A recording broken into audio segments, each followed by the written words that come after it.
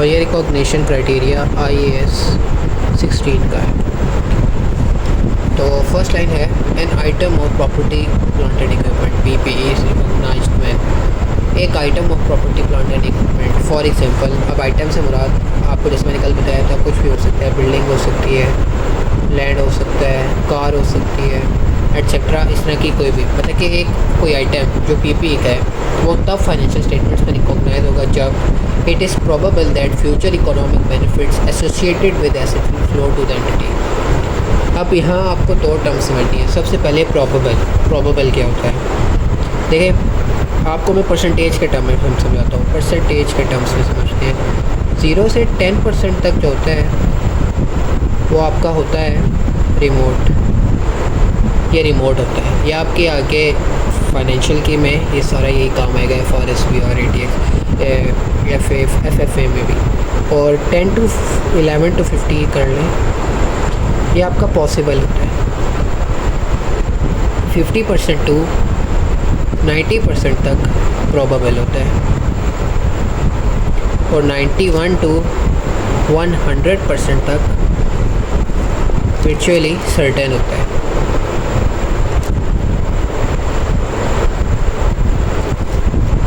तो अभी प्रोबेबल से आपको ये समझ आ गया होगा कि इसका क्या मीनिंग है।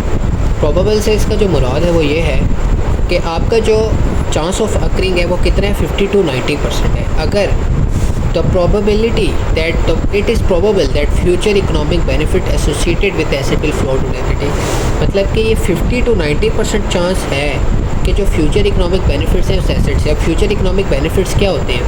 फॉर एग्जांपल, आपने बिल्डिंग ली है या आपने फॉर एग्जांपल एक मशीन ली है, तो उस मशीन से आप फ्यूचर में क्या प्रोडक्ट बनाएंगे, वो प्रोडक्ट आप बेचेंगे तो आपको क्या होगा, बस सेल्स होगी आपकी और आपको प्रॉफिट होगा। तो ये आपका क्या फ्यूचर इकोनॉमिक बेनिफिट है। तो फ्यूचर इकोनॉमिक बेनिफिट का उस एसेट से होने का चांस क्या है, प्रोबेबल है, मतलब कि 50 to 90% है। इस केस में आप उसको रिकॉग्नाइज़ करेंगे।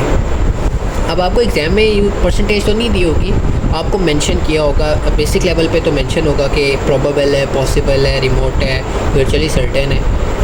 कुछ केसेस में आपको परसेंटेज भी दी होगी। तो ये आपकी वैसे ये परसेंटेज बेसिक अंडरस्टैंडिंग के लिए कि प्रोबेबल किस परसेंटेज में लाया करता है, वैसे क्वेश्चन में दिया होगा कि प्रोबेबल है।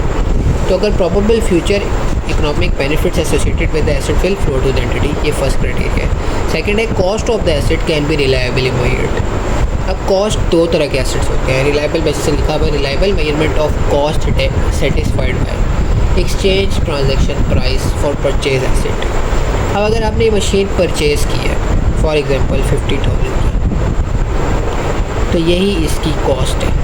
ये जो एक्सचेंज ट्रांजैक्शन है, आपने इसको जाके एक शॉप से लिया है, तो ये आपकी एक ट्रांजैक्शन है जिसमें आपने कैश दिया और इसकी मशीन ली है। इस एक्सचेंज ट्रांजैक्शन से आपको पता चल गया कि इसकी कॉस्ट क्या है, तो ये रिलायबली मेजर्ड हो चुकी है। ये क्राइटेरिया सेटिस्फाई करती है। सेकेंड है सेल्फ कंस्ट्रक्टेड एसेट। अब अगर आपने एसेट को खुद बनाया तो उसके लिए आपको suitable measurement of the cost can be made. For example, आपने एक बिल्डिंग बनाई है कंक्रीट पे, आपका फॉर एग्जांपल आपके पास एक्सपेंस आता है $100,000। आपका जो बेसिक इंफ्रास्ट्रक्चर पे आपका फॉर एग्जांपल आ गया $50,000। और अदर्स अभी कर लेते हैं, अपना डिटेल्स में जाने की जरूरत नहीं है, समझ लें उसमें $10,000। तो ये आप ये मेजर कर सकते हैं कि ये $160,000 जो है वो इसकी कॉस्ट है। तो ये भी रिलायबली मेजर हो सकती है कि आपको इस एसेट को बनाने में कितने पैसे लगे हैं।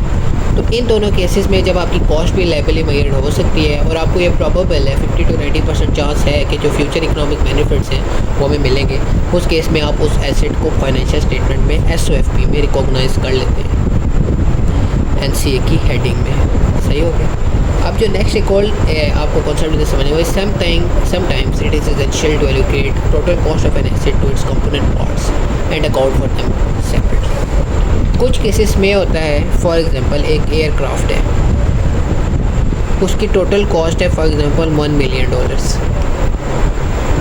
अब इस केस में ये है कि अब उस एयरक्राफ्ट की दो है, एक इंजन है, एक उसका फ्रेम है। इंजन की जो लाइफ है वो 10 ईयर्स है और इसकी लाइफ क्या है 20 ईयर्स है। मतलब कि 10 साल बाद इंजन चेंज हो जाएगा, लेकिन फ्रेम को 20 साल बाद चेंज करना है। तो इनकी जो डेप्रिसिएशन होगी वो डिफरेंट होगी, इनकी यूज़फुल लाइफ डिफरेंट है। इस वजह से हमें इनको सेपरेट क्या करना पड़ेगा, डेप्रिसिएट करना पड़ेगा।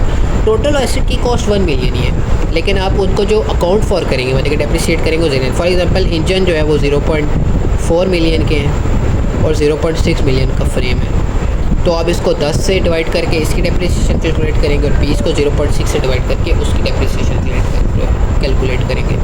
तो ये इसमें और एग्जांपल्स आ सकती हैं। बिल्डिंग में आप कह सकते हैं कि उसके स्ट्रक्चर की अलग है, उसका रूफ़ की अलग है, उसके अंदर लिफ्ट की अलग है, ये उसके कंपोनेंट्स है बिल्डिंग के। इसी तरह आपकी जो शिप्स होती हैं, तो ये बेसिक से एग्जांपल्स हैं, ये क्वेश्चन में मेंशन होता है। तो सच केसेस में आपको क्या कहते हैं, डेप्रिसिएशन उनकी सेपरेटली कैलकुलेट करनी है और उनको सेपरेटली अकाउंट फॉर करना है। तो ये हमारा रिकॉग्निशन क्राइटेरिया का छोटा सा एक टॉपिक था, ये भी आज हमारा हो गया।